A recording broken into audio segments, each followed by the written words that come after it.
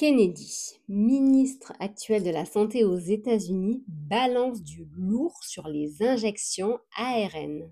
Ce qui a été rendu obligatoire pendant la pandémie ne fonctionne pas. Autrement dit, les vaccins Covid ARN messagers ne fonctionnent pas. En plus, ils créent des mutations et prolongent l'épidémie. Et ceci pénètre dans tous nos organes. Ils transforment notre corps en une véritable usine à antigènes, ce qui expliquerait potentiellement la recrudescence des épidémies de myocardite et de péricardite, et ceci notamment chez les enfants et les jeunes.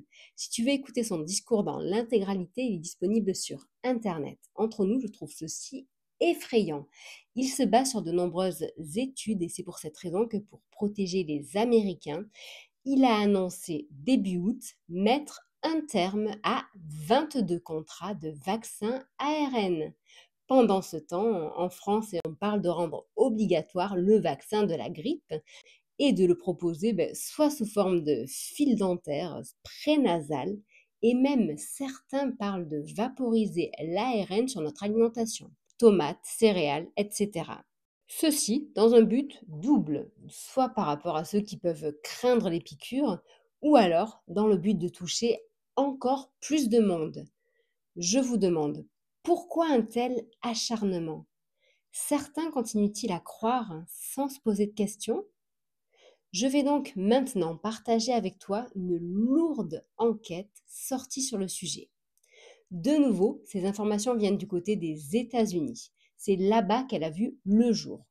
On peut se demander pourquoi là-bas? Eh bien, tout simplement parce que ce soit en France ou aux États-Unis, ce type d'enquêtes sont jugées illégales, fausses et donc censurées. De nouveau, cela semble révélateur car justement, le propre de la science est de remettre en cause les choses en faisant des tests et des expérimentations. Alors, pourquoi les interdire? Je vous laisse juger de ceci en écoutant les résultats de cette enquête et me dire ce que vous en pensez. Et si je te disais que des experts annoncent 2025 comme une nouvelle crise mondiale?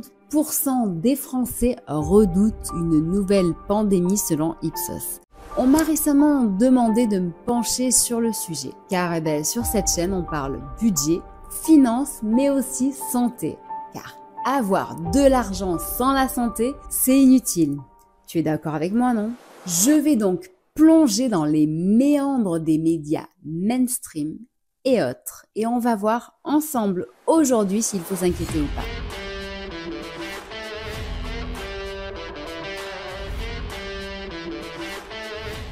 Bonjour, je suis Steph, fondatrice de comparateurbank.com, qui est un site 100% indépendant. Avec mon équipe, on t'aide à améliorer ton pouvoir d'achat et donc à avoir une vie un petit peu plus sympa. Si tu veux plus de contenu croustillant et de conseils pratiques, alors abonne-toi vite et active la cloche pour ne rien rater et pense à partager cette vidéo à ceux qui pourraient en avoir besoin.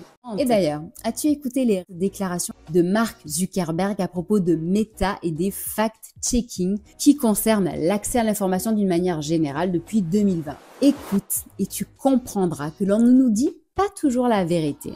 Pour ce qui est des fact-checking, beaucoup de choses sont parties du DSA, le Digital Service Act de l'Union européenne, qui semble pour certains une réelle menace mondiale pour la liberté d'expression et la démocratie.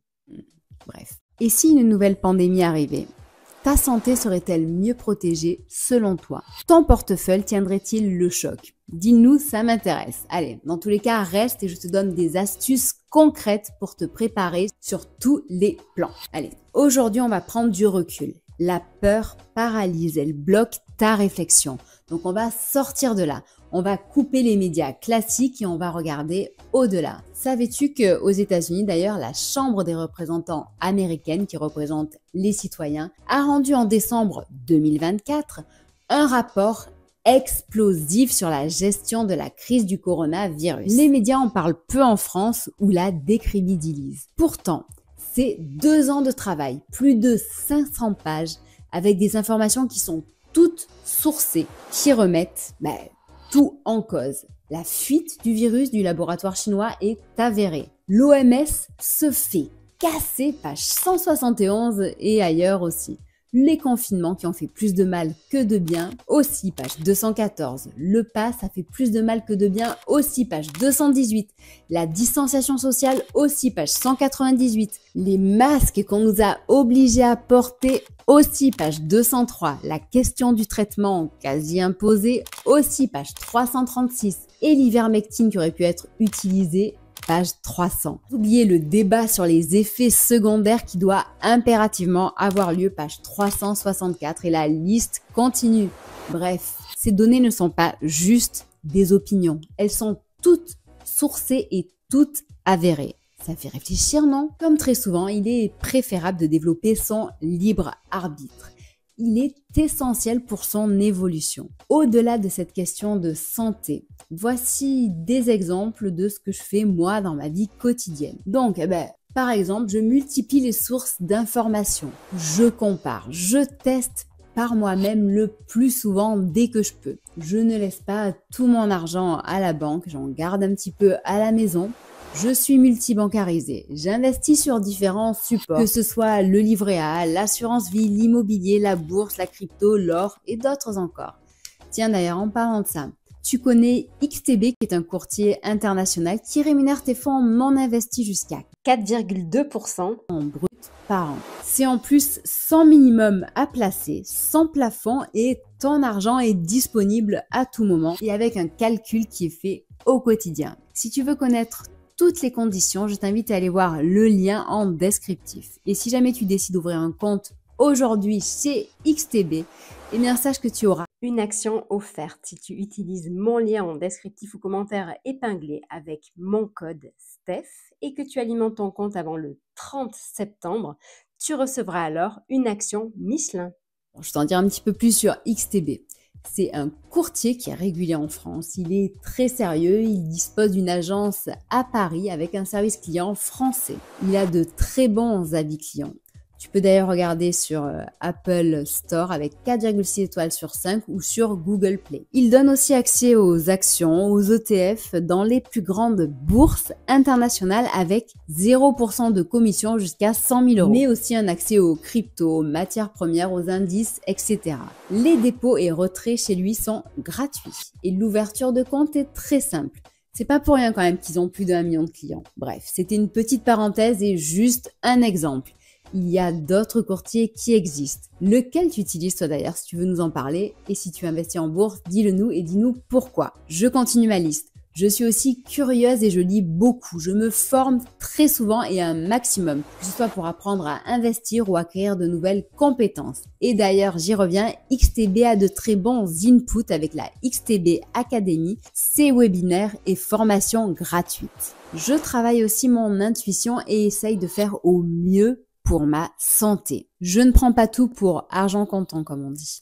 Je suis critique et fais appel à mon libre arbitre. On n'est pas là aujourd'hui pour se juger. Nous sommes là pour vivre. Vivre notre vie et apprendre. D'ailleurs, je pense que la vie, au final, c'est ça. C'est expérimenter, se tromper parfois, apprendre et continuer. Et ceci à tout moment et sache qu'il n'est jamais trop tard. Alors que quand on est dans la peur, on est figé, on est bloqué, paralysé. Quand on est confiant, on arrive à tirer des leçons pour ne pas reproduire nos erreurs. Et comme le dit Einstein, la folie, c'est reproduire encore et encore la même chose en espérant un autre résultat. Et toi, qu'est-ce que tu as changé dans ta vie en 2020? Partage ça avec nous, ça pourrait nous inspirer tous. Bon, du coup, quand aura lieu la prochaine pandémie? Sache que se préparer, c'est aussi reprendre le contrôle. Peu importe ce que l'avenir nous réserve, ce qui compte, c'est toi. Comment tu vas réagir? Dans tous les cas, on est ensemble dans cette aventure. Prêt à relever le défi? Si tu as des questions, n'hésite pas à les poser, j'essaierai d'y répondre au plus vite. Je te dis à très bientôt, que ce soit sur le site comparatorbank.com, Facebook, Twitter, Instagram, TikTok, LinkedIn et même Discord où tu pourras télécharger tes e-books gratuits, que ce soit pour apprendre à mieux gérer ton budget, ton épargne ou même ta santé. À bientôt et merci.